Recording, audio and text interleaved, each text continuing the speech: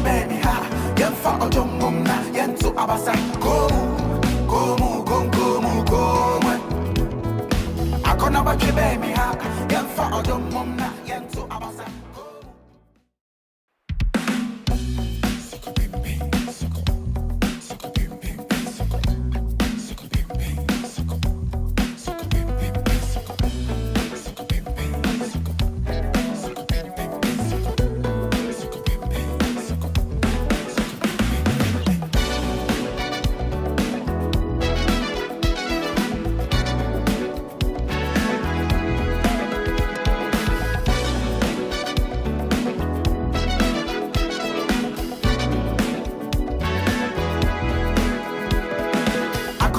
baby ha yen fa otomum na yen to abasa go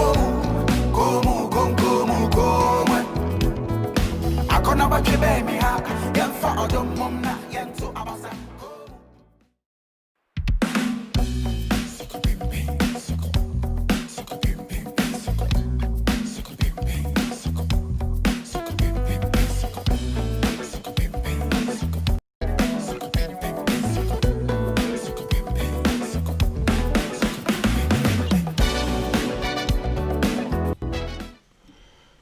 Good evening, everybody.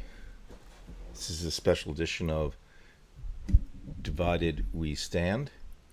I'm with David Price tonight. You have to excuse me, I'm going to put on my earbuds. This really is a special episode because we hadn't intended on going on tonight. I just want to make a quick sound check. Dave, can you hear me? Unfortunately, yes. All right, okay.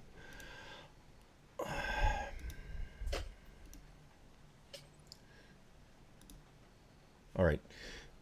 As you know, a lot of us have been posting on the Divided We Stand the last few days, potential coup attempts, the potentiality that Trump will not leave office.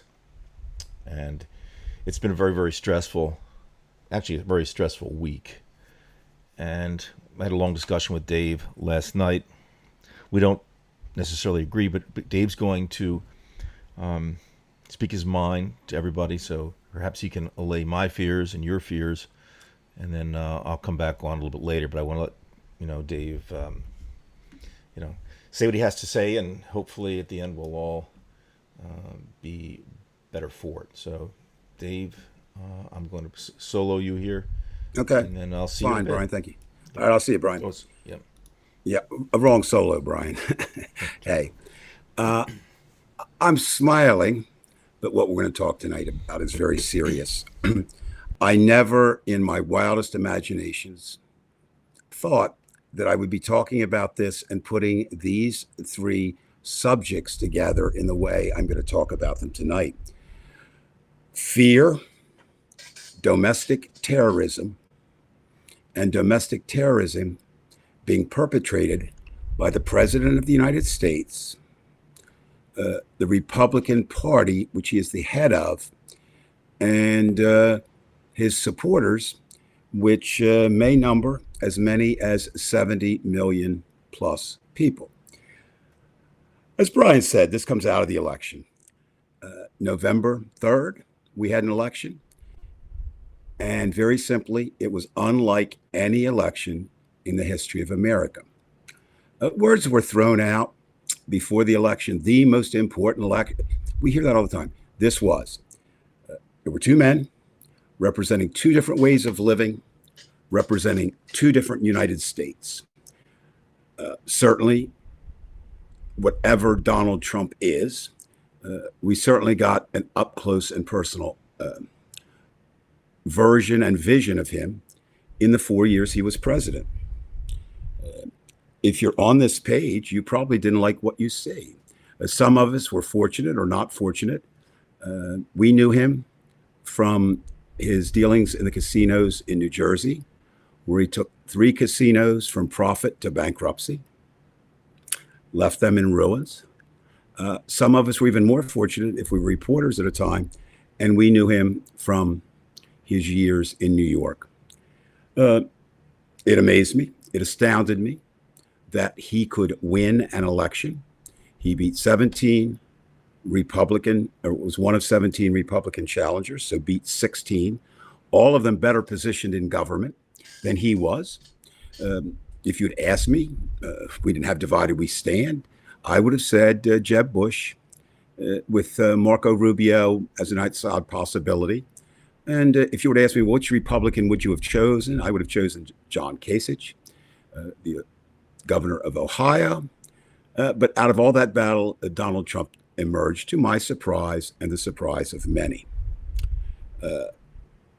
In the battle for the presidency in 2016, I can only speak for myself.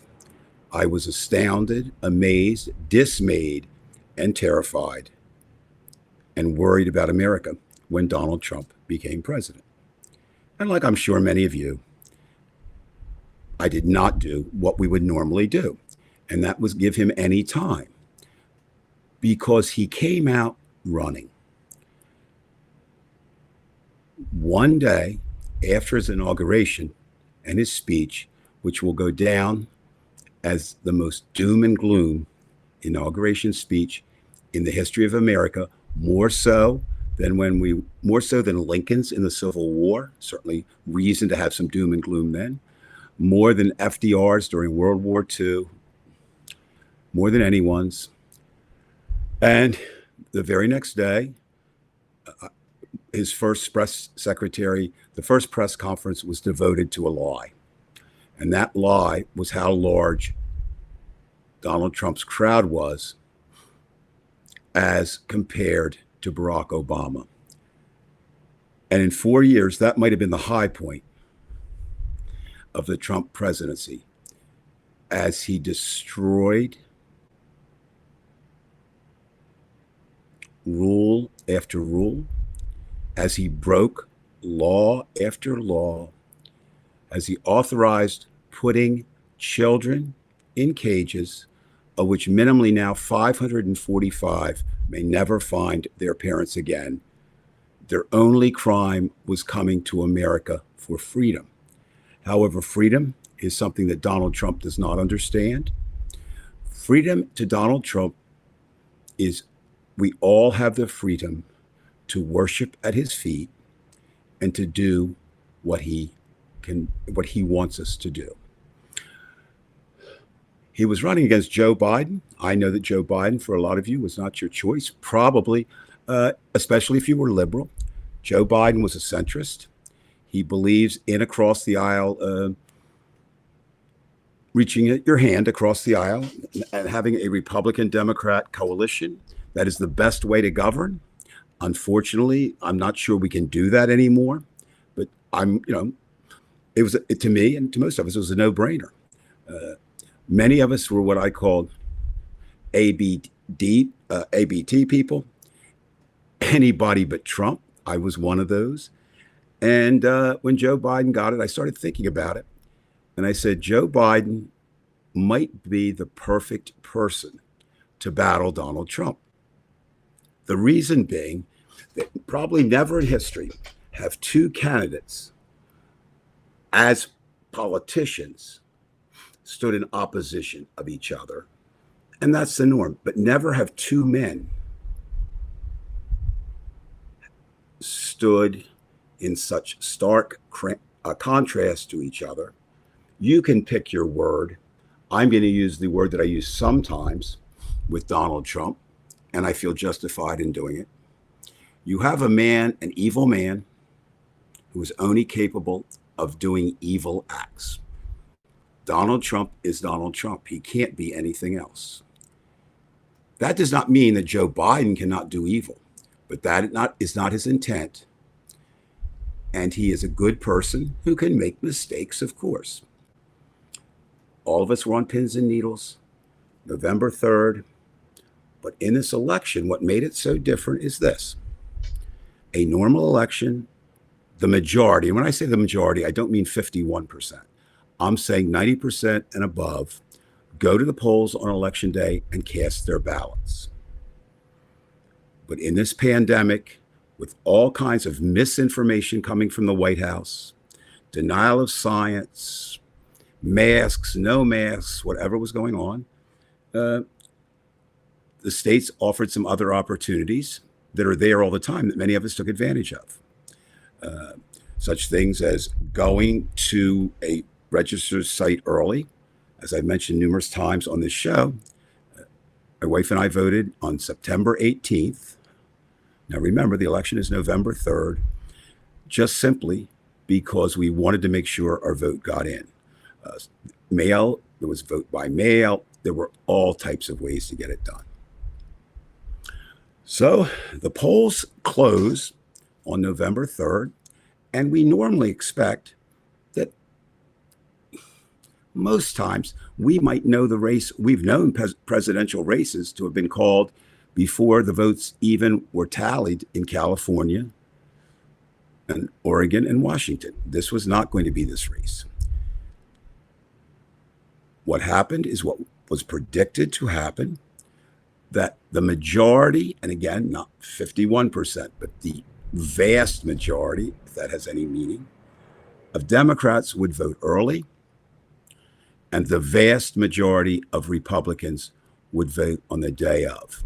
And that what that means in practicality, most states, a few states count them all together, but most states count all the votes cast on election day and then follow that up with all the votes cast early or the absentee ballots. And rarely, the election has to be very, very close for that to make the difference. But in this case, the numbers were so great. We'll just use one example, but we saw it all over the country. At one point, Donald Trump was ahead in the state of Pennsylvania by more than 600,000 votes. If you did not know the special conditions, you would say there is no way that Joe Biden could win. But as you begin to see, and we're just using that one race, as these votes got counted, more and more coming in later, not past the deadline, just they couldn't be counted in Pennsylvania till everybody cast their votes, and then you watch the others. Suddenly, there was this nail-biter election going either way. It suddenly became clear in the battleground states, Biden was going to do better. The reason that Hillary Clinton lost the presidency, if you're looking for states, you could look at it, she lost, or Donald Trump won in 2016, Pennsylvania, which was a surprise, Michigan, which was a surprise, and Wisconsin. And in this case, it was clear, again, with this delay relatively early, that Joe Biden would win in Wisconsin, Joe Biden would win in Michigan, and it appeared that Joe Biden would win in Pennsylvania. And they talk about Pennsylvania being a key state, and I think it got in everybody's mind. Whoever wins that will be president. That was never what was at issue. What was his issue was if Donald Trump didn't win Pennsylvania, he needed that. There was no way for him to make the 270 electoral votes. You probably listen to different commentators say they have different paths. Basically, what that really means is different combinations. And every combination that would lead Donald Trump to the White House, once Michigan was gone and once Wisconsin was gone, had to go through Pennsylvania. Now, there were a couple surprises to me and others. There have been people, myself being one of them, who looked at the South and said, someday Georgia will go purple, followed by going blue. And the reason for that is very simple. Urban voters and highly intellectual and or college educated voters tend to vote Democratic. The South did not have them. We don't have time to go into a lot of history, but Georgia does. I lived for 14 months in Georgia, and Georgia is every bit as cosmopolitan as any northern city, as Philadelphia, as New York, as Boston, as Chicago. And eventually it'll be even more so. For example, just one fact, the Hartsfield Airport in Atlanta is the most traveled airport, not in America, but in the world. So it's become a hub, and this was the time. Now, but because the Republicans are so strong there, we'll come back to Georgia in a minute, that race wasn't as close. Isn't as close, right? Another surprise to the Republicans and to some of us was Arizona. That was kind of a toss-up state. But there were a couple things there that some of us thought possibly could allow Joe Biden to, upset's a big word, but to win there. And that was basically this: his maltreatment, mistreatment, and inhuman treatment of John McCain, beloved by his state, a man who served his country and served his country in prison in a foreign country, tortured, so when he came out, he no longer had the use of his arm. And I'm not even going to repeat what Donald Trump said about him. The other thing was, there was a Senate race where the person running for the Democrats was the husband, was an astronaut, and probably would have won on his own, but was a husband of a very popular congresswoman who had fallen victim to something that I'll be addressing and address when this election is over a lot, gun violence. So Donald Trump, being Donald Trump, a couple things went on. He refused to acknowledge. To date, he has not acknowledged that Joe Biden is the winner. And ladies and gentlemen, I am telling you tonight, if there were 100 chances at this point out on the table, it's 99-1 that Joe Biden will be sworn in as the next president of the United States on January 20th. That is not my opinion. That is based on evidence and fact. Now, I'm not going to lay all those all out tonight, but I'm certainly willing. Send me a message, ask me to follow it. I will. But I'm just telling you, and I'll just give you a couple anecdotal, because anecdotal sometimes are more telling. Do you realize that every leader of the free world has called Joe Biden and said, "Congratulations, Mr. Incoming President"? Putin hasn't. The president of North Korea hasn't. The head of Al Qaeda hasn't. Because they wanted someone else to be president. They wanted Donald Trump to be president. Now, I don't know Donald Trump that well, but he is a textbook case. We talk about that, of three abnormalities in the human condition. I'm not a psychiatrist, but I don't believe this to be true. I know that any psychiatrist worth their degree would agree with me. Donald Trump is a narcissist. He is the ultimate narcissist. If there were a photo of the greatest narcissist in the world, it could well be him. Now, we throw that term around a lot. What a narcissist is someone who only cares about himself and believes himself to be omnipotent, all-powerful, always right, and above everyone else. That is what Donald Trump believes. But it gets a little bit worse.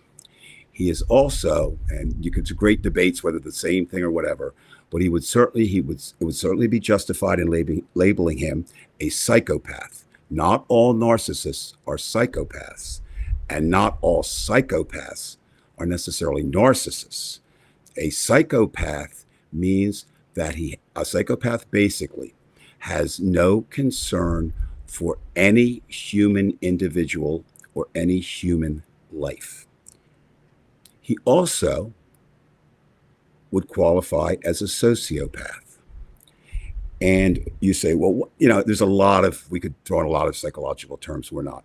A sociopath, really the difference between psychopath is every individual. Sociopath is they have no feeling or compulsion for any other group except their own, and a lot of times not even for their own. So I think, you're intelligent men and women, you can see that. Now, we're not going to talk tonight about how a psychopath got to be president, or how a sociopath got to be president, or how a narcissist got to be president, or how Donald Trump got to be president. We're going to talk tonight 4 years after he became president. He is now, January 20th, going to become the ex-president. Then the logical question becomes, then what the hell is Donald Trump doing And there are two answers to that. It may well be that Donald Trump really does believe he has a chance to be president. Donald Trump has proven he is not grounded in the reality that you and I know. He's grounded in a reality that he has constructed and lives in. There's ample proof of that. But I'm not so sure of that. I think that's a byproduct. I don't think that's his goal.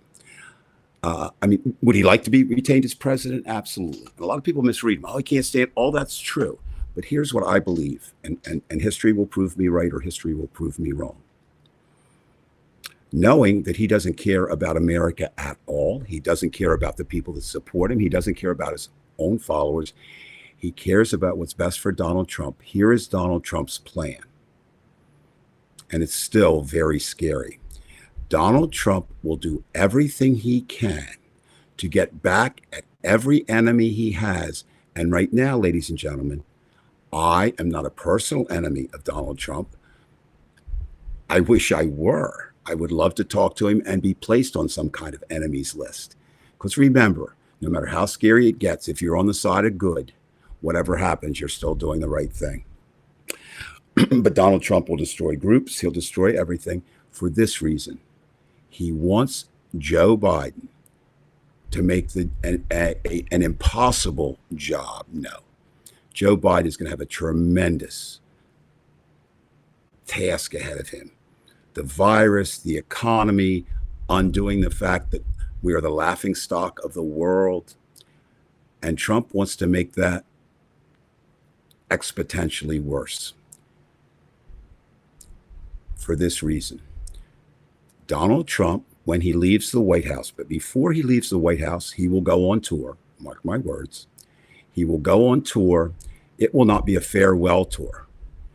It will be this: they treated me wrongly, which means they treated you wrongly. I'm going to go off and you must fight the battle. But I will be back in 4 years to run again as your president. Now, there are two possibilities that will not happen. One is a very real possibility that for crimes committed before he was president and possibly during his presidency, he will be found guilty of those crimes. And whether he's sentenced to prison or not, that will make him ineligible to be president of the United States. Because of his age, there may be incapacities that lead him not to do that. But his plan is, when he says, ladies and gentlemen, and you've heard it say, I am young, I am vital, and always keep this in the back of your mind. When he was going to leave the hospital for the coronavirus, which I believe he did have, I don't know because he lies about everything, but he was going to rip off his shirt and his tie, and under that was going to be a Superman costume. All right. Think about that. Ponder that. That was not going to be a joke. Donald Trump believes he is a Superman. Unfortunately, he's just a man. Or fortunately, he's just a man. Now, you're going to worry about what Bill Barr does. You're going to worry about the military. I'm just going to do short with those. I'll go later if you want to, if you want to deal with questions later. Bill Barr is the consummate yes man. I really don't know why he's doing it, but remember, Bill Barr can order, but the lawyers in the Justice Department do not have to follow. And why do I say that? Bill Barr, through Trump, issued the order. Basically, this was the order. It was two parts that were bad about this. The Justice Department in the history of the United States has never become involved with elections other than if the state requested them to come in. Because elections, there are no such things as national elections. All elections are held state by state. So Barr was going to violate that. And you could interpret that message, especially if you weren't a lawyer, as don't just go in, find it if it's not there. And ladies and gentlemen, I'm here tonight. I don't know much, but I'm going to tell you It's very, very hard to manufacture evidence of fraud or voter manipulation where there were none. I believe today 45 states have reported back and said there was no significant violations. That's who you should worry about once they say that and once they sign off on it. So Barr can say whatever he wants, and we don't know his motives. He may be just, don't pardon my English. He might just be kissing the ass of President Trump. For what reason, I have no idea. Maybe he wants to be vice president if Trump runs again. I don't know. Now let's move on. That's the first branch. Let's move on to the second branch that could cause us some concern. That's the judiciary. And basically that the judiciary consists of a number of federal courts, but basically the one we're interested in, concerned about, is the Supreme Court. There are 9 justices on there. We just saw a farce, if you will, a farce of rules. As with the coronavirus, instead of passing money or passing a bill that could help Americans, the Republicans opted to spend their time, and make no mistake about it, they're on the record as saying we can't do both. No, that's not what it was. They didn't want to upset anything or break their own, and they wanted to get Judge Amy Barrett Coney on the bench, and they succeeded. Now, was it right? Was it proper? No. Was it legal? Yes. It was legal. You will hear, well, let me back up a minute. That made, with the death of Ruth Bader Ginsburg, that made the court that was 5-4 conservative leaning now 6-3. Now, we do not need tonight to get into the value judgments, but I will give you mine. Ruth Bader Ginsburg will be judged by history as one of the greatest, if not the greatest, female judges. Even someday, hopefully in my granddaughter's time, when there'd be a possibility of all 9 justices being women. Because, we always give some credence to the first. Why is George Washington the greatest president? Because he was the first. And even though Ruth Bader Ginsburg wasn't the first judge, she was the first great judge. Ruth Bader Ginsburg was born to be great, and she only grew more into that role. We don't know what Judge Barrett will be, but based on what we do know, I can tell you this with absolute 100% certainty. She will never be Ruth Bader Ginsburg. So those who take a pessimistic view understandably said, oh my God, all is lost.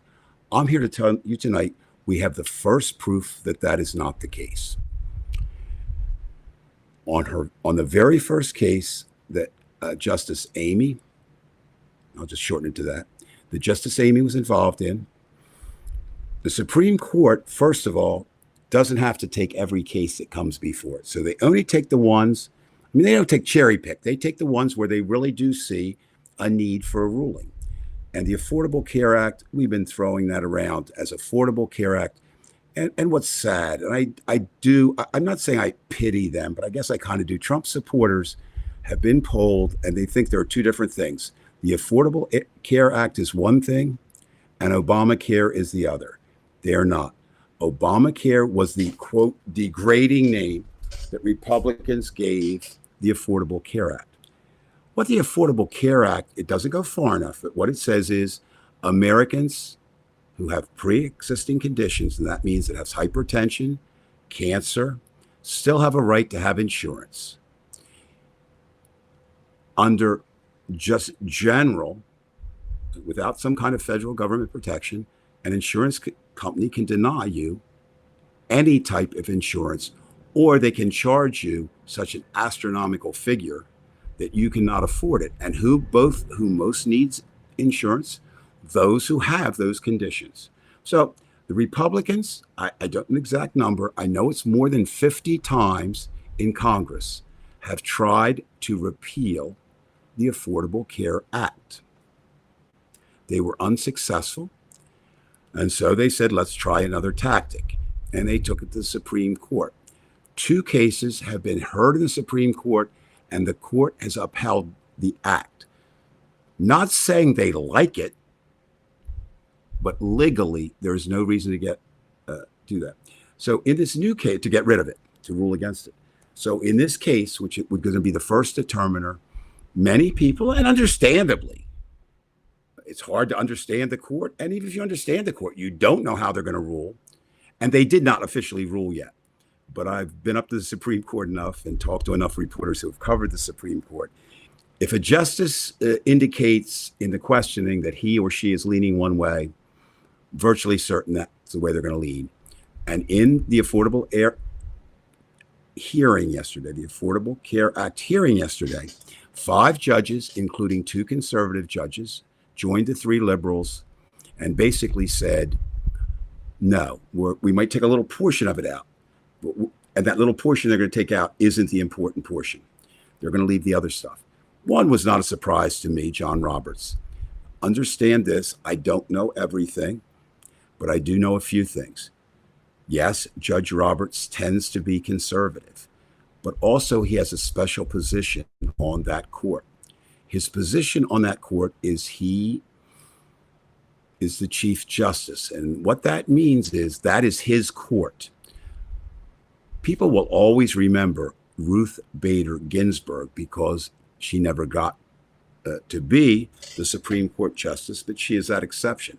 There are a handful in history. We remember the Chief Justices, the Burger Court, the Warren Court, etc. Judge Roberts wants to be remembered kindly by history. He does not want to be the Chief Justice where they make a decision like the Dred Scott decision. We talk about Citizens Uniting being horrible, and well, that decision, what the Supreme Court said in that decision is, slavery is fine. African American men and women are not equal to white men and women, and go and do what you want with them. Judge Roberts doesn't want that equivalent decision. So what decisions are out there? Affordable Care Act, gay marriage and rights, certainly abortion. But all I'm saying to you tonight is don't give up hope. And that's hope. Hope's a funny thing. Brian and I talk a lot about it. And Brian prides himself on being a realist, and he is. And Brian prides himself on being pragmatic, and he is. And if he does not believe in science fiction, but if he were in a science fiction show, the character that would best fit him would be Spock. You know, Spock, not the big ears, although Brian's ears are rather large, I guess. But it would be, you know, logic, reason. But a lot of times, as human beings, we have more than that. We have more than that. What we have is something that some people believe God gave us. Some people believe it came from wherever. We have the ability to hope. And hope is not wishful thinking. Hope is the possibility that as long as someone is breathing, things can get better for that person, the community, the family in which they reside, the community in which they reside, the country in which they reside, and the world in which they live. When President Obama said, keep hope alive, oh, that was a slogan, right? No, he was giving us a lifeline to how to live. So I'm going to say tonight, I'm going to steal from a man I admire very much, Barack Obama, and I'm going to say only with the Supreme Court, all our lives, but especially with the Supreme Court, keep hope alive. Now, there's a third branch of government that's also being threatened right now, and that is the legislative. And the legislative, you hear the fancy word, it's bicameral. And bi, we know, means two. And what that means, it's based on the British system. were you two houses, an upper house and a lower house. House of Lords and House of Commons in Britain. Here, it's the House of Representatives in the Senate. The House of Representatives is based on population. So if you're a very large state like California, you get a lot of legislators. If you're a small or a sparsely populated state like Montana, you get fewer. At this point, it is an absolute certainty. It is 100% out of 100% that Democrats will control that, just as they did before. So if you like Nancy Pelosi will be returned as the Speaker of the House as long as the members of her party. Now, there will be a challenge to her because there are members of Congress who think she is not liberal enough, but I'm pretty sure that the most liberal member of the House, the next RGB, AOC, right? Already we're doing these letters, will support her, and Nancy will be back. But it will be a Democrat, and the Democrats will control the House.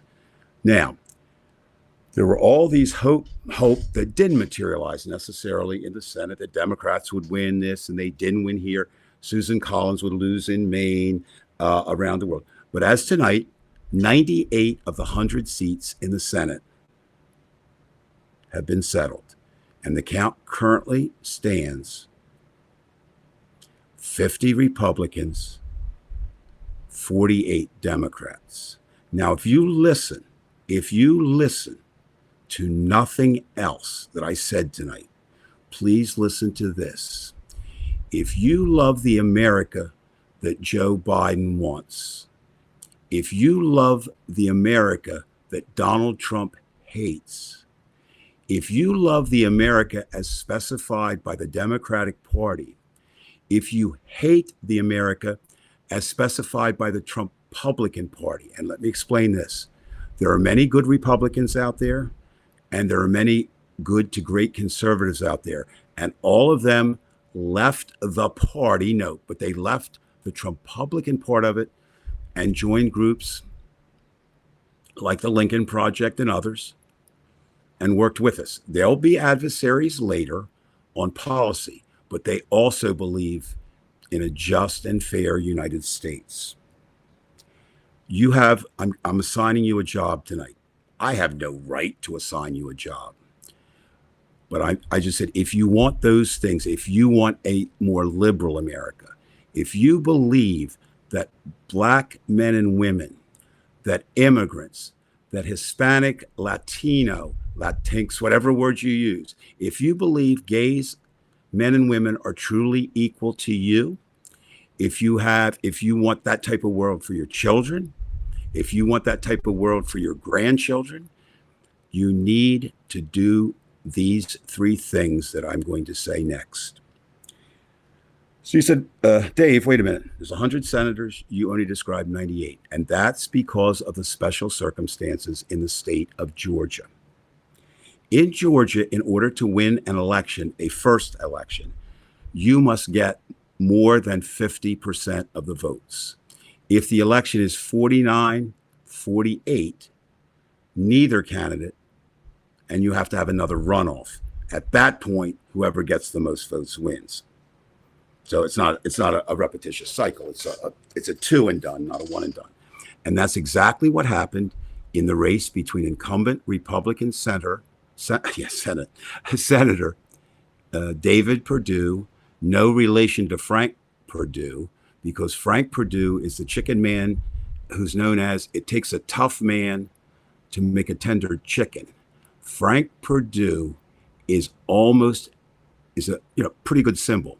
David, no relation, is as corrupt and racist as Donald Trump. He's running against a young candidate named Jon Ossoff. And again, this is my opinion. Of all the candidates I saw, including Pete Buttigieg, Bernie Sanders, Elizabeth Warren, Kamala Harris, and Joe Biden, I found Jon Ossoff to be the single most impressive candidate. If you haven't, please do something tonight. Go back and witness the debate between Joe Ossoff and David Perdue. I've never seen this in my life. We use the term ripped him a new one. Ossoff did that so greatly that Perdue refused any more debates with him. Now, because Perdue's a Republican and because Georgia has crackers and he represents her, but he didn't get the vote. So they're going to do that. The second is even more interesting. The second Senate seat will be between Kelly, excuse me, Kelly Loeffler. Now, she is an incumbent. She's an appointed incumbent. Kelly did not win her position. The senator who won retired and she replaced them. Kelly has a couple problems. One is that she and Mr. Perdue used the coronavirus and previous word to make a lot of money before the stock market tanked the first time. But she also is a Republican. She's a woman. The Republicans miss a point. They think if they run a woman, that's a plus. No, she needs to be a good candidate and she needs to be a good person. And Kelly is neither. Against another political newcomer, Reverend Raphael Warnock. And in every battle, Warnock has beaten her, even in this primary. I'm not sure, but I believe the figures are roughly, Warnock got 35% of the vote. Remember, there are other candidates in there. And Loeffler got 23.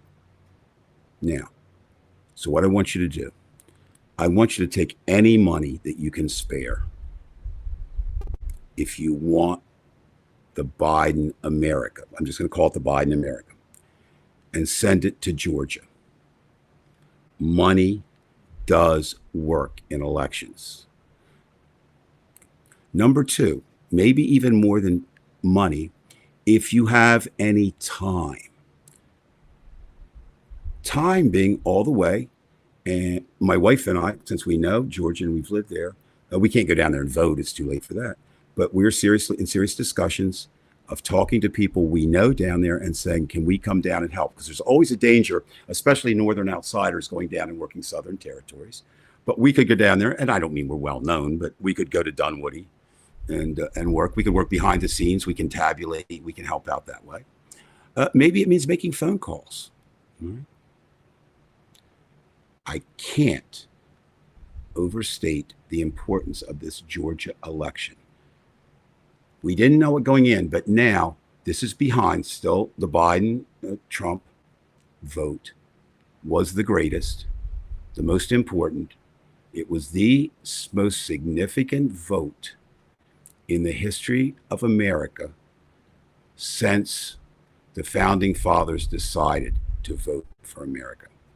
I say with the utmost confidence and the utmost sorrow and the utmost terror to you tonight, you saw what Donald Trump did in 4 years. Can you imagine what he would have done in 8? We now don't have to face that. We do have to face Donald Trump living, getting ready, and I didn't say it earlier. I don't think I mentioned it here. Donald Trump will run again. Well, I did mention it, but Donald Trump will be the candidate. He's the front-running candidate for the Republicans in 2024, as of tonight and as of January 20th. Why is that election so important? Because if we win one seat, it doesn't matter whether it's Mr. Ossoff or Mr. Warnock. That's just not enough. Because if we win one, the Senate will then be 51 Republicans, 49 Democrats. I was born in 1952, which I believe makes me 68. My math isn't that great. Been around a while, maybe not as long as some of you, maybe a lot longer than others. But I lived at a time where, yeah, it was important what party you were, but people would cross the aisle. That does not happen anymore. So you have to have a majority. And I'd love to tell you that politics is about doing good and helping people, and that's part of it. But power comes first, even for the good guys. Even for the good guys, because if you don't have power, you don't win. And if you don't win, you can't do good for anyone because you need to hold the seat. So every one of us in this community, meaning Divided We Stand, has to figure out what is the best way. And for some of you, ladies and gentlemen, that believe in prayer, maybe that'll work. I'm not going to say it will. I'm not going to say it won't. But I will tell you this: prayer never hurts. But you know, and I know, prayer with action, good thoughts with deeds are much more effective. But if you don't have the money, that's understandable. If you don't have the time, that's understandable. But send good thoughts or prayers to Georgia.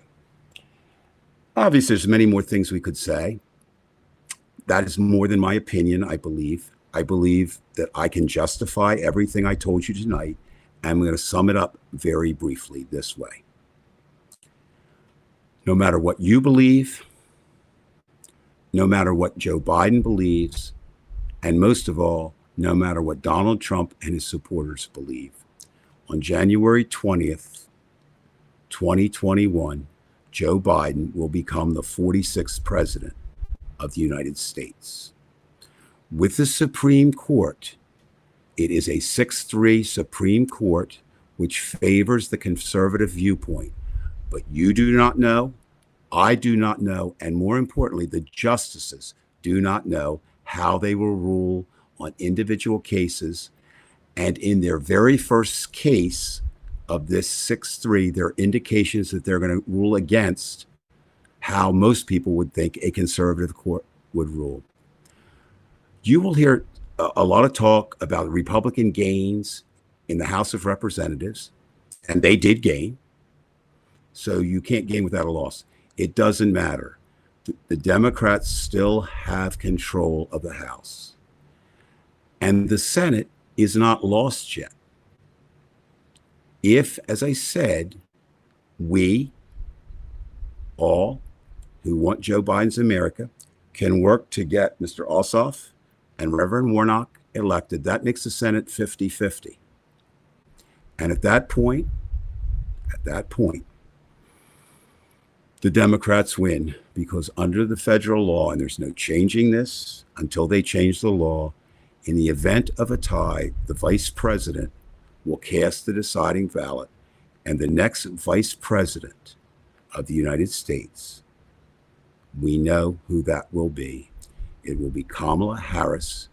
She will be a great vice president. Party should not be that as important as it is, but it is for us. She will be a Democratic vice president. Joe Biden says, and rightfully so, he will rule for all America. Please do not fall into that trap of not letting him do that, because if he truly can, and if it can truly be done, that will make America back on the path of greatness. We can get there without the Republicans. We can get there without those 70 million people. And I'm going to start a series tonight. It was supposed to be this way, but Brian and I talked about it. This was very long. This is much longer than I will talk. And no human love solidarity. I did not use a teleprompter, nor did I have notes. This is just what I feel deeply. The others will be very short. But from time to time, I even have a name for it. It's a stupid name, but I kind of like it, from Dave's Desk. That's where I'm speaking from tonight. This one I wanted Brian to introduce. And Brian now, in a few minutes, or a few seconds, I suppose even, is going to kind of serve as your surrogate, ask me, challenge me on the positions I've made, but go further. Look, send me an IM. I'm on Facebook. Friend me, or not friend me. Ask me questions. I don't have all the answers, but I do have an advantage over most of us. I live in Washington, D.C., where all this is happening. I get to hang out, not always in the virus, but at the Senate. I've actually been in the White House, not by invitation, but I can get there. You've seen, and we have more coming, you've seen photos and video that I've done there. And I'm here. So what I want to do is I'm going to try to be, as best as I can, be what I once was many, many years ago, a reporter. But instead of working for the newspapers that I worked for, the smallest was my local hometown paper. The largest was the Philadelphia Bulletin. I want to be you, and I'm not running for anything. It sounds like I am. I really do want to be your ears and your eyes, because we're also in another war. We're in a war for truth. And I will leave you with this thought. And then a closing. This thought is this. Should you be worried? Of course. Should you be terrified? Probably not. You should be on the scale somewhere there. But please pick and choose what's worth being scared and terrified over. And understand, Brian and I argue over this all the time. He is a determinist. He believes sort of in absolute fate. I do not. I think fate plays a role. I think DNA plays a role. And I say determinism plays a role. But we have some other things that aren't that clear. We have hope, we have faith, and we have love. And I believe if we use them against consummate evil, it won't be the long run. We'll lose battles. Some of us will get hurt a lot. Some of us might even get killed. Not in a war, not in a civil war, but on the streets. But in the end, we will prevail. And even if we should lose, which I do not believe we will know that we did the right thing at the right time for the right reasons, not only for us, but for those who came before and those who came after. God damn Donald Trump, God damn the Republican Party, and God damn all of his supporters. Good night.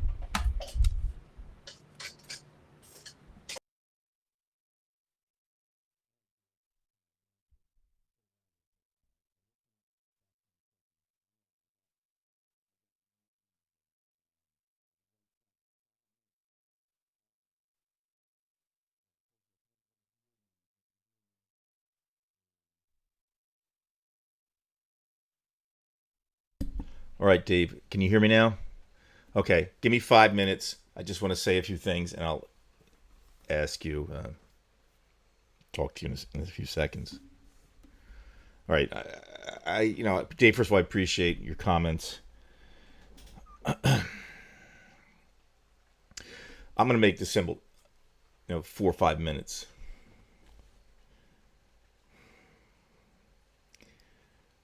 I know all about the branches of government. Also, I know about the levels of government. I know the way that things should work. I know that in the press, I've been told over and over and over again that things are going to work their way through.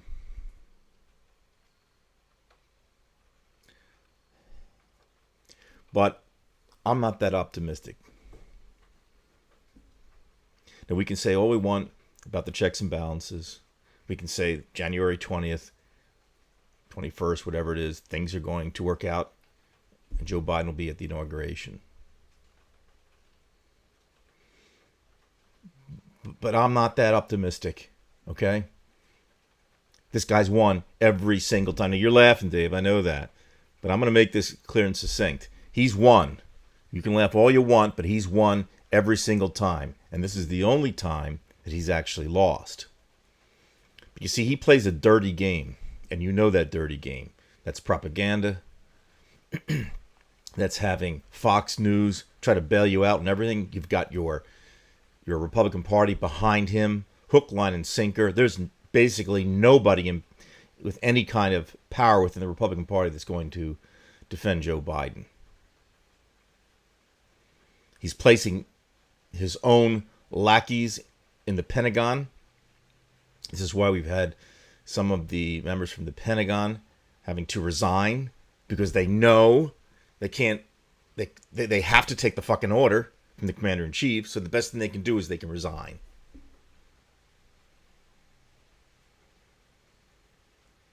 Now, again, you can say what you want about Trump, but one thing is he's always won. He's still president, number one. The vote has been certified, number two. I have no assurance that this guy's going to leave. And I'm tending to believe the Republicans now that that they think that he's going to stay there. I've seen it happen in Russia. And you could say, well, this isn't Russia. But I'm not that optimistic. And if I were a betting man, I'd bet on Trump because they're in power right now.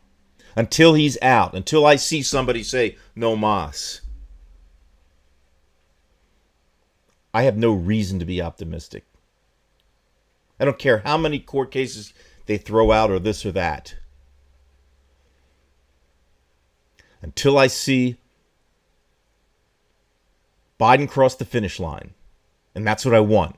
I want Dave to be right.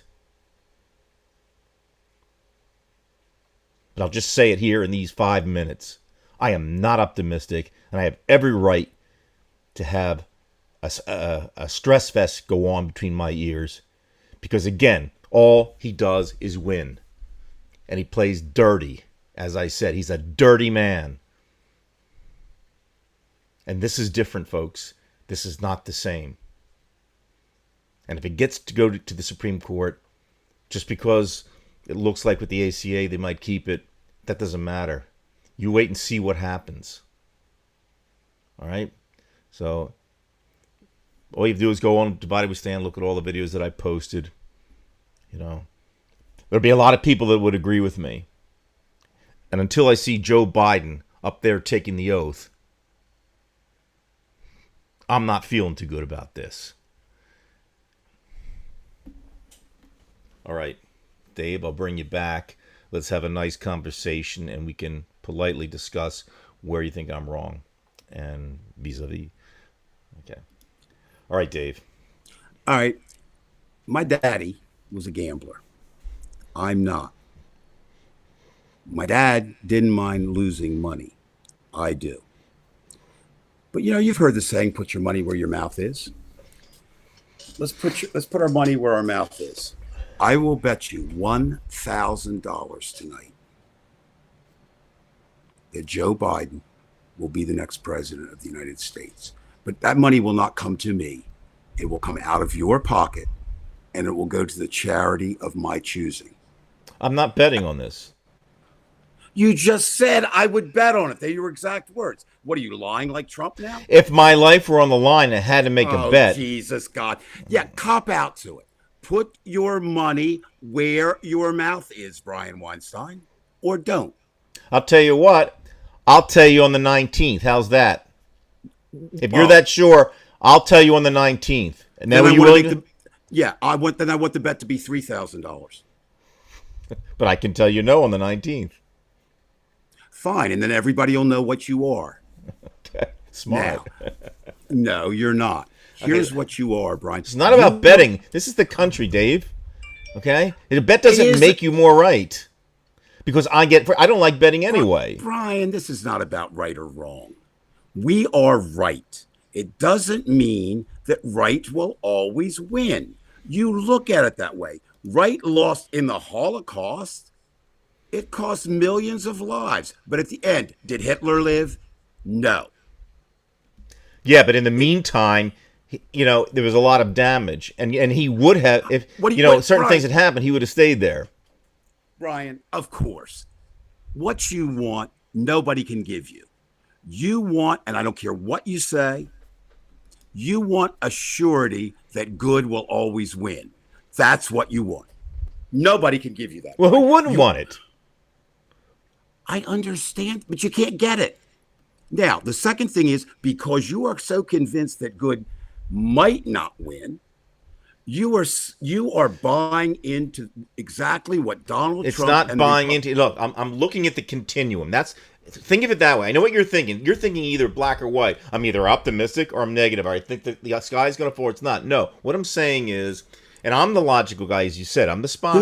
Who has a weak argument? Human love, solidarity, Brian. Right? This is not a debate. I'm just interested. Go ahead, Brian. Okay. No, what I'm saying is, I'm looking at the continuum. I'm looking at empirically from the past what's been happening with this. Okay.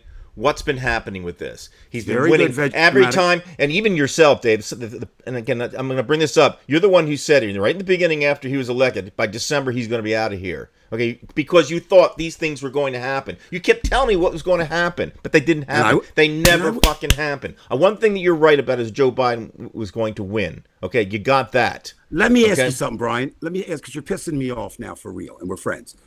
Does it matter whether I was right? No, it doesn't. It doesn't. Stop. Let me. I have the floor. Did Donald Trump get impeached? Yes or no? You only have one. Yes or no? Did he get impeached? Listen, before you. Yes or no? I will answer. Okay, I will get to ask you those questions. Yes, no's too. Okay. Absolutely. Okay. It's fine. Yes, he was impeached. Okay, and I get to ask you those two later. Okay. Did the Senate do what they should have done? Yes or no? Did the Senate do what they? Would you repeat yourself? Yes. Did the Senate do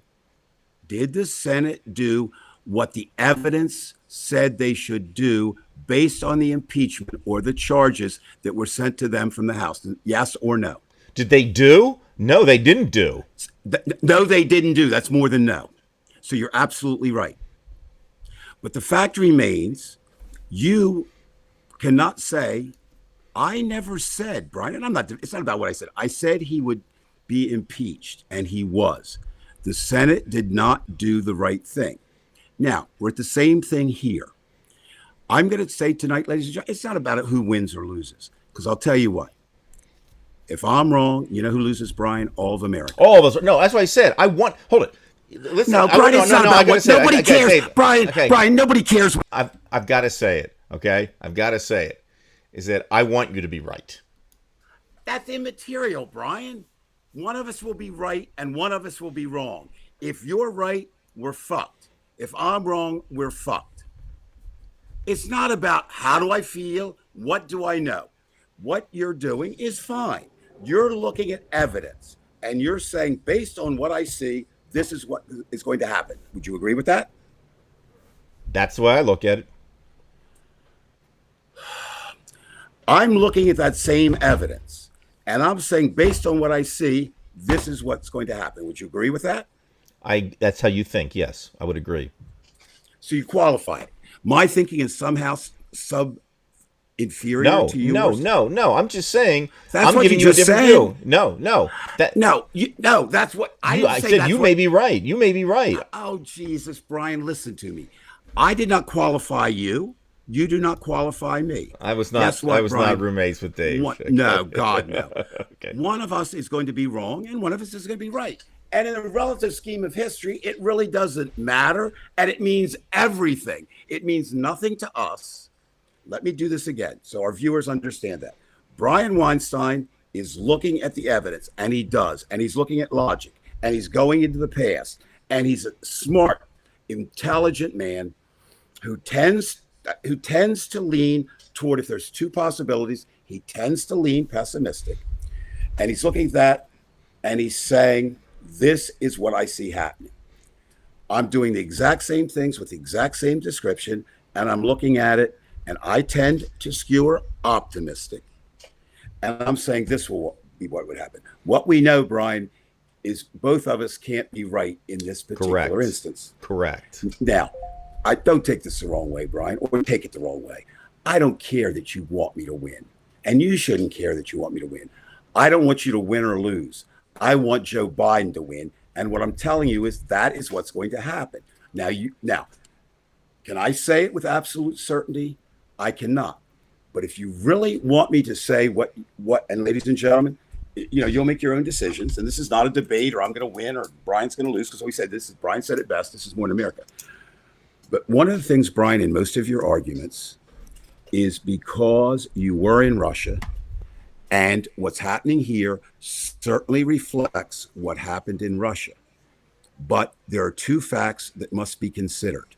One is, for better or worse, this is not Russia. I'm not saying it's better. I'm not saying it's worse. It could be leaning more than Russia ever did, but it's not Russia. And the second thing is, this is 2020 and not the years when anything previously happened. So we are really predicting in unpredictable times. That's really what we're doing, Brian. It's always that way. And over this, everything is the virus. It's over everything. It was over the election. It's over how we respond. What I'm concerned about, Brian, is I'm not doing this because it's the right thing to do to be optimistic. What I am concerned about, and you're not one of the do it, but so many people are doing it. You do think it out, but so many people are just going to doom and gloom when there's no reason to, because they're not drinking. The Trumpers drank. But doom is the thing. Dave, 1 second there. Doom, actually, you have to understand this. Doom is actually the norm if you think about it. I mean, really, just hold on for a second. I mean, you can disagree with me, but anybody out there, you've got a planet on fire, okay? Our lives are, for most of us, the 8 billion people on the planet are doom. For the animals, it's doom. So there's a good reason why I am gloom and doom. That's because it's real. All right. And maybe you're okay. I mean, you might have a good day, Dave, and blah, blah, blah, and everything is fine. It's not okay for the rest. That doesn't make it undoomed.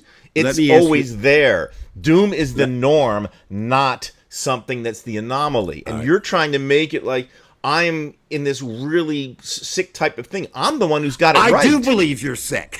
Now, let me explain something to you, my friend. Are you going to die? Well, so far so good. Are you? No. Yes. Well, you want me to answer you? The evidence shows that I will probably die. The evidence that in yourself defeats the argument. Well, I want to be like Spock. I've got a breaking news. I don't know. I don't know. You don't what know happens if if you're gonna die? Right. You don't know. Right. You are serious about that. Because what happens if somebody? If you're not playing a game right now, Brian Weinstein, if you're being serious, I will never believe anything you said. Okay, listen, because you are as warped. You are as warped be in optimistic. your reality as Donald Trump. Listen, you are going to. The point is, what happens if somebody? You are going to die, Brian Weinstein. Chances are, I will. Oh Jesus, that's a terrible. My point is. What you can't know. Not the one on the top of your head. Listen, I know that I'm going to die, but what I want to tell you is, but your logic, asking me the question about whether I'm going to die, I'm just saying, as a person who's logical, I would say most likely, because there could be a time when sometime we can circumvent death. Now, of course, that's not going to happen in my lifetime, but it might. Well, then what happen. are you talking? It might happen after you're dead. You believe in resurrection and then life ever after? Are you? That would be unlikely. I don't believe in that. I'm the last person to believe in them. You go so overthinking here. Here's what I'm saying. Every person who's born is born. Every person who's born will die. Our stories are written. The only thing we can control to a certain extent is what we do in that time. This is where you and I differ, I believe, greatly, Brian. We can control some things. You said the only thing we control is in between there is we live and we can die. No, you don't listen. I said okay. The only thing we can control in there is what we can control. I'm not saying we control everything. Okay. But what we can do, I believe, as many people believe that you believe this, you'll probably say no, that good only happens when good wins. Don't comment. I'm going to say I don't believe that. Good happens every day you fight for it and you fight against evil. I don't care. Of course I want to win. Of course, I want the good. But that's not what we can control. That's something we can't control. All we can control is what we can do on that drive to the good. Now, let me ask you about control. This is a good question. Go ahead. Because even in science, there's this idea of constraints. What kind of control does something have? Right. An atom can only radiate. You get to other degrees of control. Some things can go in 3 different dimensions. Some can only go in 2, like a mouse can only go in 2 dimensions. But some of us have more control than others. And I don't care what you say. Trump and the Republicans have a lot more control than the Democrats. That's one thing you can't deny, Dave. You cannot deny that. They have more control than Democrats right now. I can say this with certainty. The President of the United States has more control than anybody who isn't President of the United States. Would you agree with that? I'm sorry, I just read something. Please, can you repeat it? I'm sorry. Ladies and gentlemen, when we talk, You said something. The fact is just just listen to me. I'll say it again for okay, you. Ken.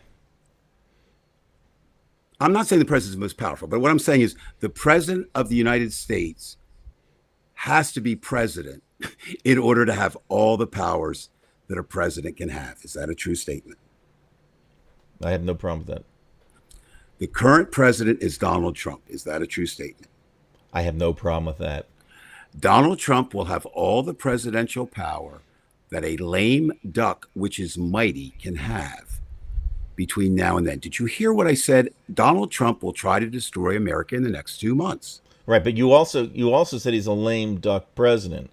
Lame is what lame does. This is where I differ Brian, with you. Brian. You're taking it in a different direction. You're saying That was the point of the show. Oh, Jesus, God. What you're saying is this.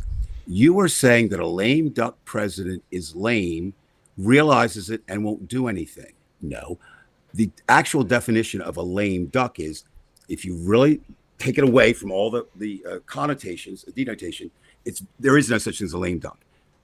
He is a president who, if he was based in reality, would know that on January 20th, he's not the president. That's what I'm saying.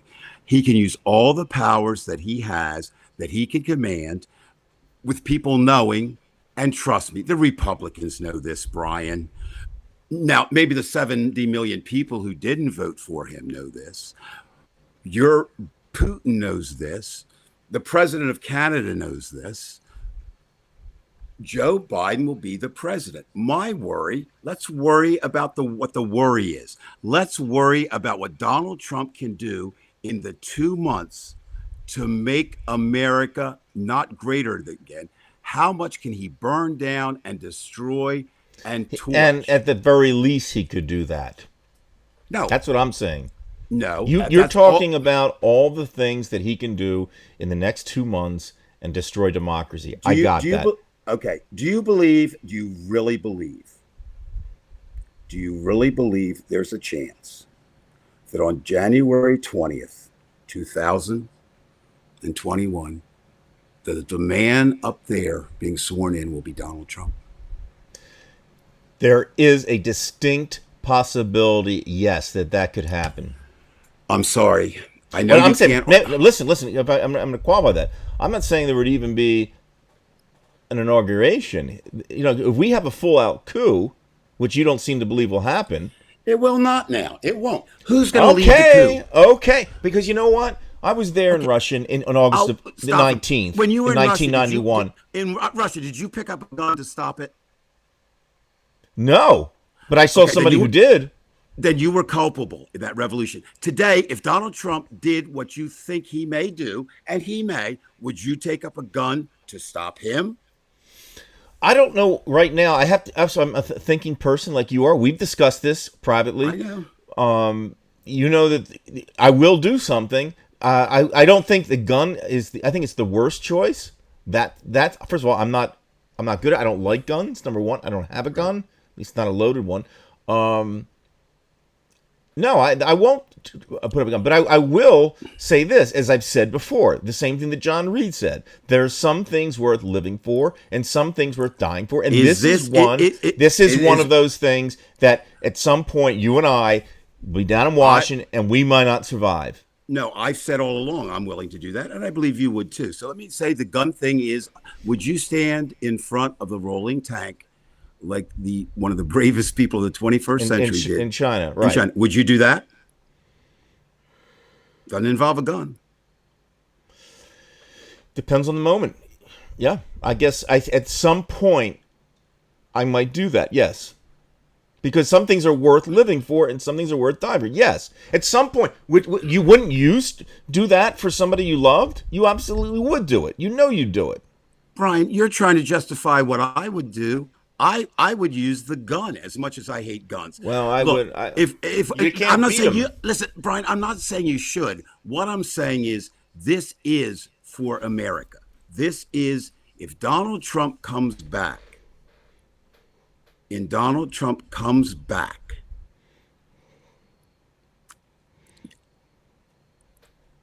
America as we know it at that moment will die. Absolutely. I get that. That's my whole point. Right. It's gone. We're almost there anyway. So let me ask you something, Brian. We did the best we could. We did this show and we do all that. And, right. I protest. Now, so I'm not saying we didn't do it. What I'm saying is I'm kind of agreeing with you, and not because I resent it. What I'm trying to tell people is this. This is that time, ladies and gentlemen. And you have to do what you have to do. But what I'm saying is don't do it out of anger or fear, although that is what's driving us. What I'm saying is be afraid of the things you should be afraid of. Here is what you should be afraid of that's within your control. Do you really want? I'm going to answer this. Every one of us should be afraid of the 70 million Americans who Dave, you got a voted question for Donald keeps Trump. coming up. What is What context would you use a gun? I wouldn't, but if you're asking the hypothetical. The NSA is listening, Dave, so be careful. Oh, yeah, this goes out. The NSA, Donald Trump, anybody who's listening. Let's use a context that I wouldn't. This is Dave, not me, NSA, okay? Oh, no, it is me, okay? And my name's Dave Price, and I live at 2111. I'm not afraid like you, Brian. I'll give you that information. Here's what I would say, and I'm talking to Sandy. If I had a gun and I were alone in the White House and I could kill Donald Trump and get away with it, I would not use that. But if I had a gun and it was a direct threat to my wife, my son, or my grandchildren, I would use it with no compunction. I can't say I wouldn't feel sadness later. I don't think so. So what I've told myself is there are some instances I won't use the gun, and there's some instances, well, I will take a life. I might use a knife. If I have a bazooka or a flamethrower, that's even better. I'm not a violent person, but that has to be the circumstances. So what I would say, and Brian, I'm saying the same thing you are in a little different way. I'm saying I can't rule out. In fact, I can rule in. I just gave you the times I would use a gun. So if I really believed at that moment that my grandchildren would be placed in eternal jeopardy by there being no America, I would use a gun. Okay. So we're talking about. Okay, look, this is kind of good in a way because whether it's guns or we're talking about what Trump is or isn't going to do or can't get away, we're talking about gradations. Correct. You yourself, and I'll give this to you. You said that there is a possibility that I could be right that Trump absolutely could get away. It's just a matter of how confident we are, correct, or what lack of confidence we have. So, it doesn't make either one of us right. Don't argue with it. But you have to. Right. I have to respect your opinion in this, and you have to respect mine. But I don't have to you have to at least yours. know. But listen. But you do have to understand. I come from evidence. Okay. Again, as I've said, he's won just about everything that he's needed to win, and this one where he's lost, he will attempt to undo the win. He's that. Look, you can get up all set what you won. But when he comes knocking at your door one day, just understand this is what he does. Okay? Brian, a lot of people have lost their lives. Brian, I welcome him knocking on my door if that's what it takes. Then I can't be fearful of my life and fight. I can't be fearful for my life and fight Donald Trump. Well, Dave, you said yourself these goddamn. I mean, that's one of the things I remember. One of the last things you said. Right. You said something about the goddamn and you know what? True. And this is where folks at home. I want, and those who hear this later through the recording, you know what really has caused my headaches and I don't want to say my depression, but my anxiety about this, Dave, and the rest of you? It's not Trump. It's not Trump at all, and I think you may even agree with me on this one. It's the enablers in that party. Absolutely, has made me such a bitter person. Brian, it's fine. It's fine to be bitter. I hate Donald Trump. Okay? I know that. Yeah. No, I'm not trying to justify. I don't care what you care. You seem to think that the cards are going to fall in the right place by January 20th, and we're okay. Jesus God. I did not, Brian. I said, let me do it for the slow, which you seem to be tonight. I said that Joe Biden will be president on January 20th. Did I say anything that will happen after that day? And that's all I'm worried about. You said, I mean, that's all I was concerned about. It was that you said that he will be president on January 20th. Fine. You know when we'll know that? We'll know that on January 20th. That's correct. But I'm saying No more. I have no more. No more. not only the no right, but I have reason to believe that there is a Fine. distinct, I don't say a minute possibility, I say a distinct possibility. Fine. Whatever it is, and I'm not betting on it, I'm not about that. I'm not okay. Nostradamus. Okay, that's not the way I play. But the point is, and I get your point. You play from paranoia, but that's okay. Well, again, I've earned it. Okay. I mean, I've been in situations like this. I know Russia's a different country, but I've been there, and I know what it feels like, and this feels the same way. I'm sorry. Okay. Brian, you've been with hookers too, but that doesn't make you an expert on sex. Says you. Okay? No, I know. I've seen. No. Brian, listen to me. I think, again, we're going at that a little differently. We're going to keep it real simple. Again, let's not get personal either, okay? I know you're joking, but let's keep it to this topic. Listen to this. Brian, I don't want more than one word, and I will answer also yes, no's. We're going to do the yes, no's. You ready? Because we both have a tendency to say too much. Do you believe Joe Biden or Donald Trump will be the next president on noon of January 20th? Pick a name. You know, Dave, I'm not going to do that for you because that automatically puts me in a position. I've already told you I am why I have the anxiety because I don't know. You're the one who's more sure. I don't know. That's an honest answer. That's fine. Okay. Do you believe with a 6-3 conservative court, there's chances, and I'll give you your word, like very high chances, that they will rule in things that both you and I and all liberals in America will not agree with? Do you say yes or no? You've already answered your own question by asking me that. And you know the answer is it's yes. Okay. And so is mine. Okay? To the victor belongs the spoils. Right.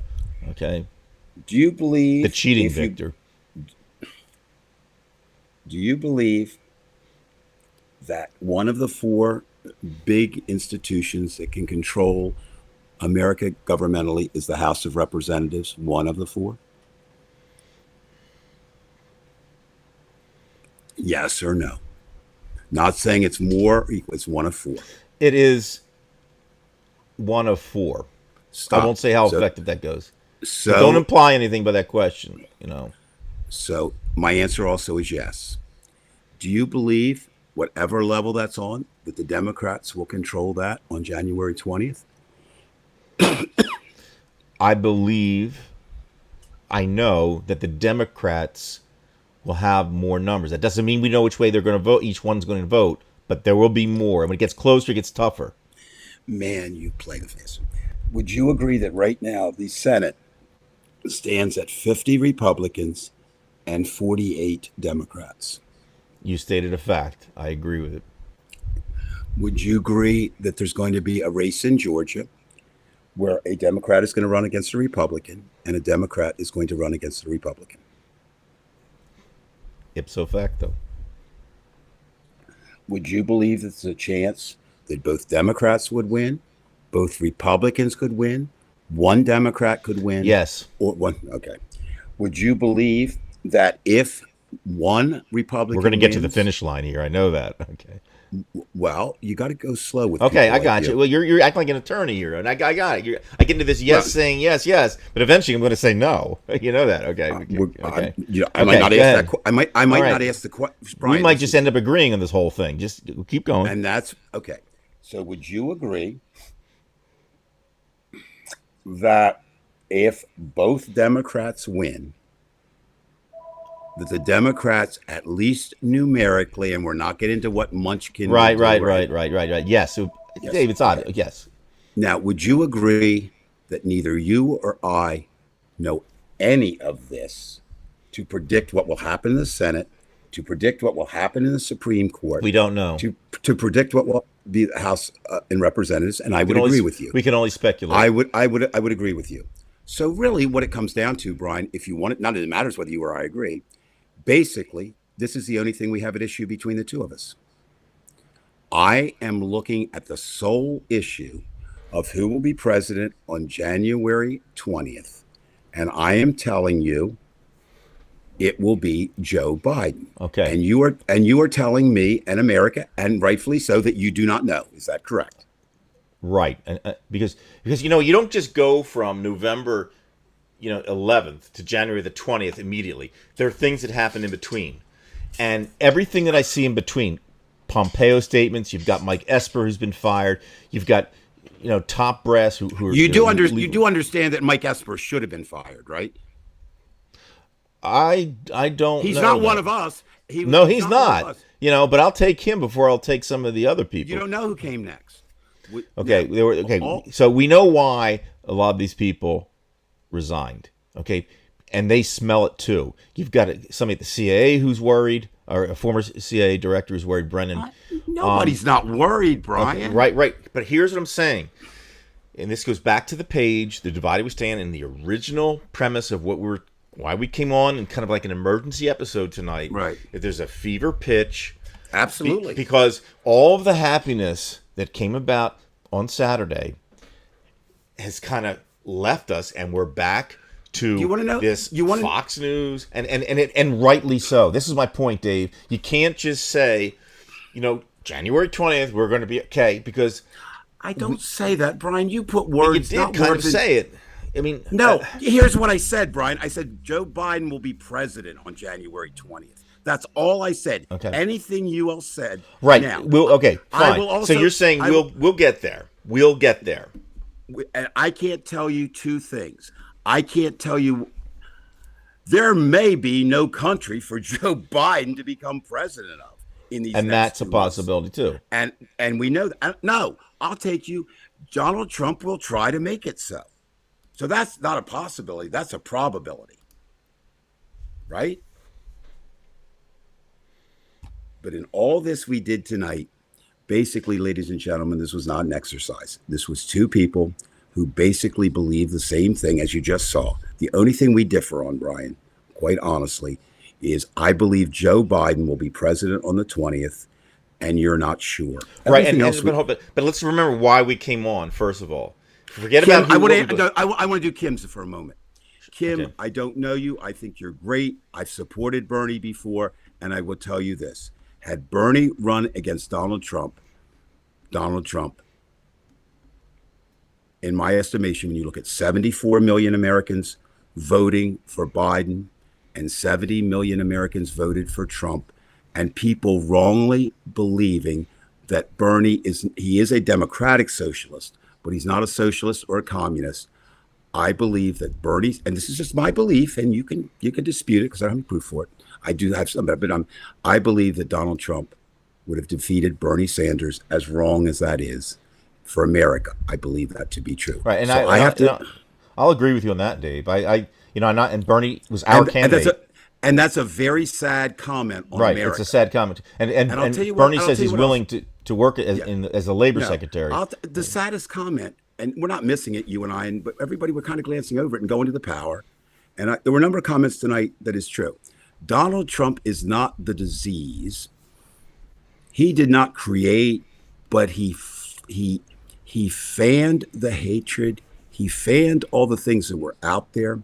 He took a party that did have some moral standards, a very few left, and co-opted and corrupted them, not because he believes in the Republican way.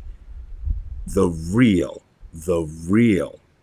horror of Donald Trump is he is doing this just for Donald Trump. He's not doing it for Ivanka.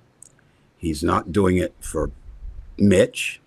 And the other tragedy about the enablers who are elected, they don't care what Donald Trump does. They just care that they got their conservative judges, and some of them are corrupt. I think somebody had Jim Jordan's name up on the board, Dennis Nunes, Matt Gaetz.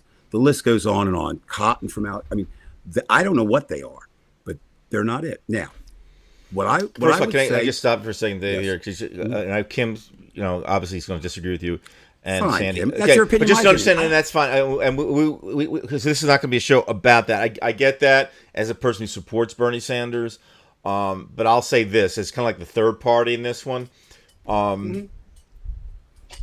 I'd like to think that Bernie, like you say, you might get some Republicans, and I do know a lot of people on the left who would have voted, but I also know you get people who would drop off too. I say this though, Kim, and I say this, Sandy, and I don't know if Sandy's actually saying that, but she said 30 million people voted for 216, so I'm not really sure exactly where Sandy feels Bernie would have gone with this. I'll just say this. I'll say this. I'll say this, and maybe Dave, you'll agree with this. I don't know that Bernie Sanders would have beaten Trump. I don't know that. I do know this, that you need to get the black vote, and Bernie was not doing it, and Forget all that. And Biden did win. Kim, I'm Kim. I'm talking directly to you. This is just a conversation between you and me. You have a right to your opinion. I have a right to my opinion. One is not more strong than the other. If you're asking me, would Bernie Sanders be a better president than Donald Trump? That's not even a debate. But we don't know how Bernie Sanders would have done against Donald Trump. That is a fact. And we know that Joe Biden beat him by 4 million votes. Now, that's not enough. 5 million. He beat Trump by 5 million. Actually, it's almost 5 now. Well, I'm going to say. Okay. So what we can't do, Kim, I can't do it, you can't do it, because if we start fighting among ourselves, we have a right to our opinion. Okay, here's Sandy says no, he would have lost. Bernie would have lost. Yeah, okay. well, I'm sorry. I didn't want to put words in your mouth, Sandy. I really didn't. It's just when you had the comment, I wasn't quite sure. So I apologize if. Sorry, I want to make sure I'm right. Okay, what I say. Here's what worries me, Kim, and this is just you and I talking. We can't let a dispute over Bernie Sanders, who was not the candidate, divide us now over Joe Biden, who is. Because here's the absolute, and I said this from the beginning, it doesn't matter who you backed. This came down to you either want Donald Trump or Joe Biden. I didn't even base that on politics. I based that on a good man against a bad man. Now, that's pretty easy too. That's a real easy line. You said. No, I get it. Bad guy. I'm not talking to you. I'm talking to Kim. Now, that's all I'm saying. And I've seen it done time and time again. And here's what I mean by that. Politically, Republicans, for whatever reason, seem to get behind their man. What proof do I have? There's not a Republican entering 2016 who was ready to back Trump until Jeff Sessions came forward. All right? Now, Democrats never do that. We have our person, and we're going to say, well, I wanted Bernie, not you, Kim, but all of us. And what we have to do this time, Brian and I can disagree in terms of optimism, pessimism. He thinks it's right, but what we can't do is stop working together to defeat an enemy that is extremely powerful. Right. And by the way, can I go into what you just said before you keep? Now, I'm making an analogy, but for those of you who don't know, Dave and I played in a band, and essentially the same thing happened. Dave and I would argue with each other more than, as you can guess, than any of the other people in the band. But when it got to a certain point where we realized where this thing was going, Dave and I were, on the same side, because as much as we disagree, like my father and I used to disagree all the time with both liberals. I'm sure Dave would disagree with I agree with. But understand that in this sense, like Dave and I argue all the time. Like today is just we did it on the phone. It's been mild, but it's mild, right? Tonight. It's been pretty good, But in the end, it's just nuance, and we're on the same team. We both. I hate to say this expression, but my dad used to say this, like if you're this Jewish or half, you're still going to the ovens, and right. Dave and I are still going to the oven. I don't mean I say that in a really morbid way, but this is essentially what's happening here. We do know the difference, but I'm just saying I have a clear cut fear, and this is why we're on the show tonight, because everybody on the page is anxietal, and that I know. Absolutely. Dave knows it. We're all anxietal, and I try to bring it down. The other thing is that Brian and I do act out certain things. But what I saw tonight with my comments, this is what I believe. And if anyone wants some justification, not to believe what I believe, but feels that way, I tried to lay out a case for those people. I stole most of the time because I asked for it. And Brian came on and laid out the case for people who have more anxiety. That does not make me better. It's just, as we got to come back to this. It's important that everybody hear this. Brian and I are looking at the same facts you are. Because of who we are or what we do, and that's not Brian Sullivan, we tend to look at them in different ways, okay? I'm saying what I see as evidence leads me to believe that Joe Biden will assume the presidency on January 20th, despite the fact that there are millions of factors working against him. Right, and that's Brian. what Brian is saying. I don't mean to put words in, but Brian is saying he does not share that certainty that I have. Now, it doesn't matter because really, Brian and I don't control anything. What we did is what we could do. We could do two things. We can vote. Each of us did that, and we could have this show, and that's the best we can do. Now, what I'm saying is. The only other message I have tonight, Brian, is this. It is time to be fearful. It is a time to be angry. It's a time to have hate. But let's fear the things we should fear. Let's be angry at the things we should be angry of. And let's hate the things. I don't mean we'll have to do the same thing. The one area, Brian, and again, I'm not an attorney, but the one area that I really do disagree is this. Donald Trump, in Donald Trump's world, has won every single thing he's done. But here's the difference. Donald Trump has never been involved in politics. And politics is different than business. And all of Donald Trump's wins came in the business world. And I suggest to you, he has made it a business, though. He's made it a corporation. It's called Republican Incorporated, and that's where I disagree with you because he's making it a business model. It's exactly he's at the top, and that's that. I mean, you have to at least admit that they're not doing normal things in the Republican Party. It's not acting like a political party. I agree. So you got to really say the Republican Party. It's all one army.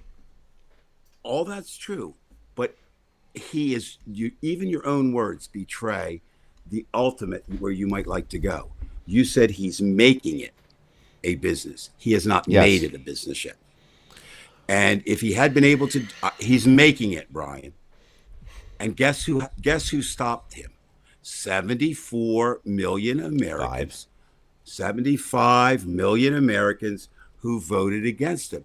There are not 75 people in his entire life in business. Right, I got you. I want to just this one I will handle unless you want to. Okay. Human says Bernie was going to release the prisoners of pot crimes and employ the inner city people into marijuana production. That's the black vote. No, I don't think that at all, actually, because first of all, the black community is very diverse. It's actually very conservative. It was Jim Clyburn who actually is the one who propelled Biden and saved our ass. To be honest with you. I don't think it comes down to that and say, oh, Bernie's going to open up the pot and now we're okay and we're going to get the votes. I don't think it's that simple. It's very nuanced, and the black community is a lot more conservative, and I would disagree to say that they would jump for Bernie because they didn't. Dave? I think just a point we're proving tonight. Democrats are pretty able to argue and survive, right? But once arguments start, sometimes people leave, right? They do. They don't want to be around it. They're not confrontational. They didn't get their way. And we need everybody we get because 5 million people, more than 70 million people ain't a lot, right? So what I don't want to see happen, I can't control it. We don't have to, I guess we can fight. We will fight with Joe Biden, right?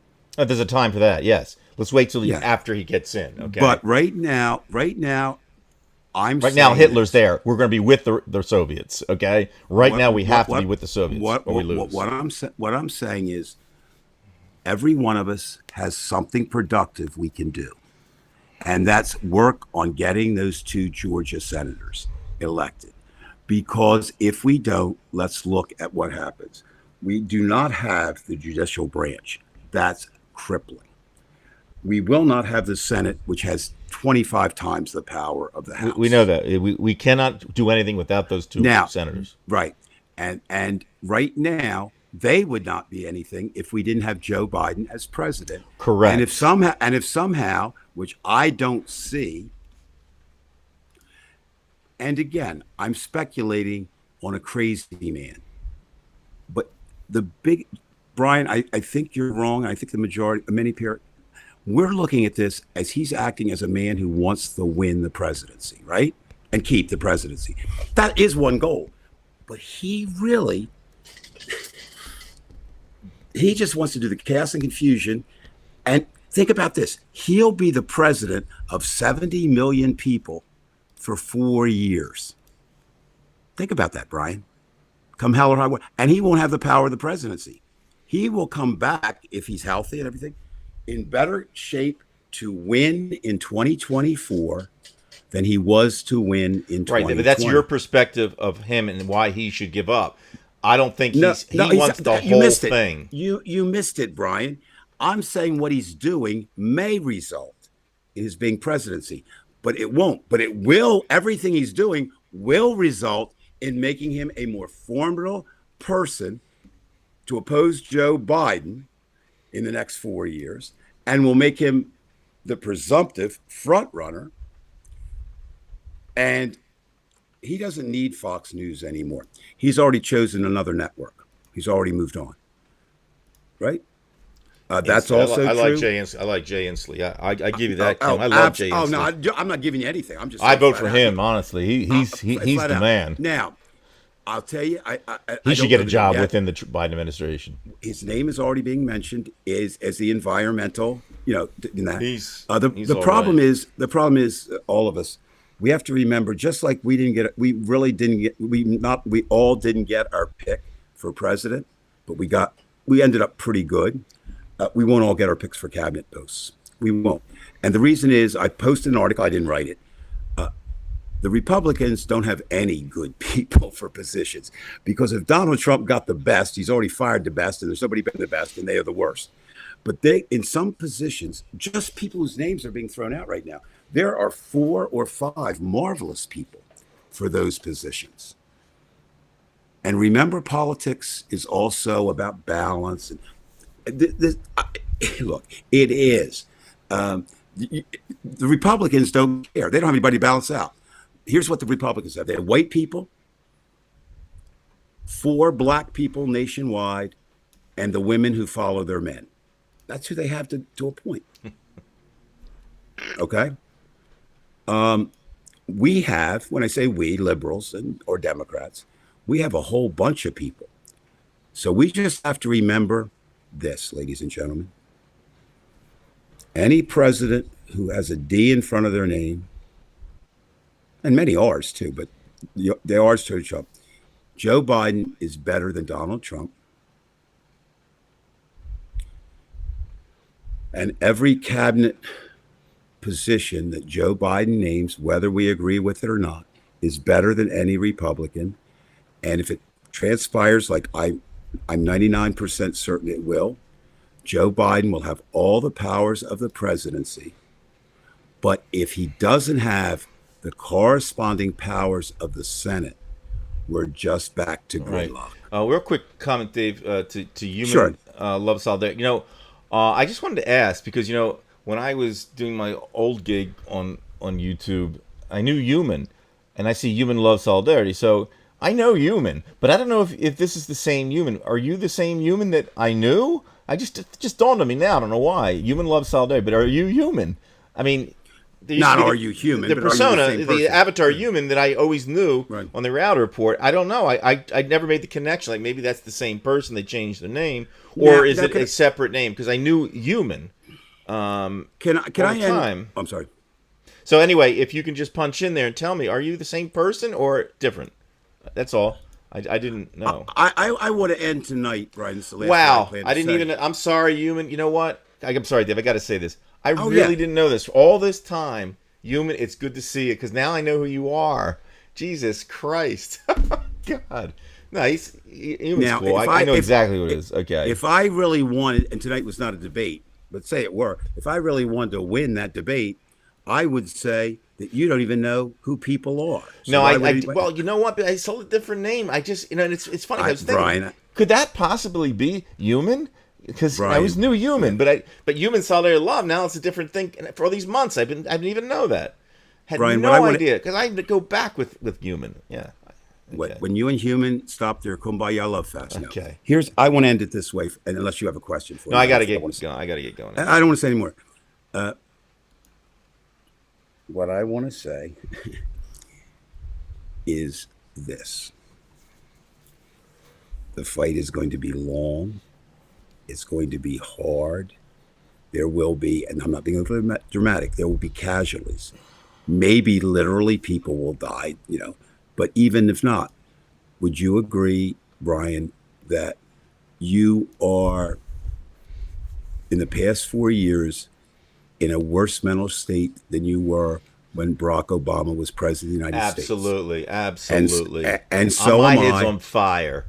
Now, we said, both of us, Brian, so it's nothing new. We said, not because we're clairvoyant or always right, logic and emotion dictated that the worst thing that could happen would be Donald Trump to be reelected. That did not happen. The second worst thing was for him not be reelected, and that did happen. What do I mean by that? He is going to give us 2 months of holy hell, and we can't lose our sanity over it. He is not worth taking away one moment of anybody's peace or serenity that comes for anywhere else, and he has. He's taken yours. He's taken mine. He's taken your wife's. He's taken my wife's. He's taken probably everybody that listens to this show, and he's not worth it. He's not worth it. The cause is worth it, but he's not worth it. He's not. He definitely is. And not. I'm going to add that his party is not worth it. Let's put thing. them in there. Right. Every one of them. Brian, can we just agree that you and I will just agree that when we speak of Trump, we speak of the Trumpublicans. They're one and the same. They're one and different the same. people. It's despicable. They are one and the same. And this is why we say we are definitely divided. This continues until they behave. We don't have like the atomic bomb to make them behave. And do you know when that'll happen, Brian? Never. Well, you know what? Then divided we stand. I can't. No, I think there are people, Brian, and I wasn't going to, but you brought it up.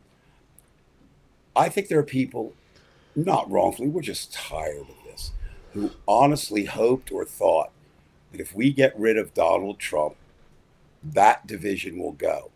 Even if that were true, and it's not. And we know that because 70 million people thought with all the things that went on, he deserved not just a first term, but a second term. We still are divided along racial lines, ethnic lines, income lines, gender lines, sexuality lines, education lines. And so if we do, and I think we're going to, if we do continue this show, sadly, we will never end the show because it is now the United States of America. We will end the show with your ultimate fear. The secret police will take us away, or we will end the show because we'll just say there's nothing more we can do. This is just useless. But the fact of us or anybody coming together, and I write a lot about this, so it's what I say. We're not going to go into deep. This could be another night. We have never been the United States of America. We have been united enough at moments to act as a country and then go right back to being divided we stand. All right, so Dave, appreciate it. It was an interesting evening. It didn't quite turn out exactly the way we had planned, but it's okay because it's like our improvisations when we play music. It goes into different directions, and that's fine. It still went in the right direction. That's what I really want to say. I'm winging this. Please, ladies and gentlemen, we don't want this to be the Brian and Dave show, and it has a danger to do that. What I would like you to do, whether you want I'm going to do things without Brian. He's going to do things without me. We're going to do this thing together. But please, if you don't want everybody to see it, send us an IM and say, I'm worried about this, or is this true? The next show, we don't plan it, but I'm guaranteed we're going to talk a little bit about our war with Facebook. but it's not just our war. It's a war with Facebook on both sides. But forgetting that for a moment, I would much rather, and Brian, I'm not going to speak for you, I would much rather every show that we did be dictated by questions from our community rather than us trying to decide to speak for our community. Right. Oh, human love solidarity. That was humorous. That was funny. Somebody's going to put a 3. Well, yeah, we both lost. Now, but Right, you know what's right. interesting? And that's a joke. But here's what's bad about American politics. It's not good. Yeah, right. You don't want to. No. Okay. We believe, all of us, somebody win and somebody lost. That's true in a football game, right? It's not true in politics because it's still opinion. So I will tell you, everyone, the rightness on this. In any argument in the past, currently, or in the future, where Brian is on one side and I'm on the other, I am right and he is wrong. And we'll end it there. I'll let you win, Dave. Okay. You didn't let me win. No, I I won know. myself. You won. You always win. All right. Well, here's to your win.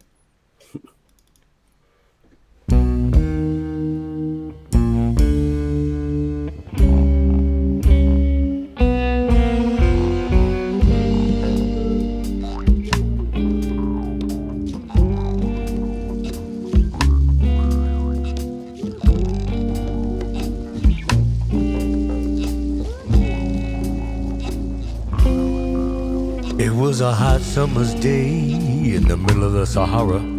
All the tribes was packing up to head out yonder, to hang out in a spot that wasn't as hot as the last parking lot that was just as hot. At the watering hole at the palm tree oasis is where the camels would go to stuff their faces with H2O for their singular humps, for the long trip ahead over the vast triumph. But old Gritty Two Humps was a gluttonous llama, while everybody slumbered pre-exodus. Overweight her humps with precious water, survival goods, mega stacked, made her sink into the... Now cruise control is how the camels rolled across the sandy sea. But Greedy G was loaded down heavy, wobbly at the knees. Greedy Two Humps.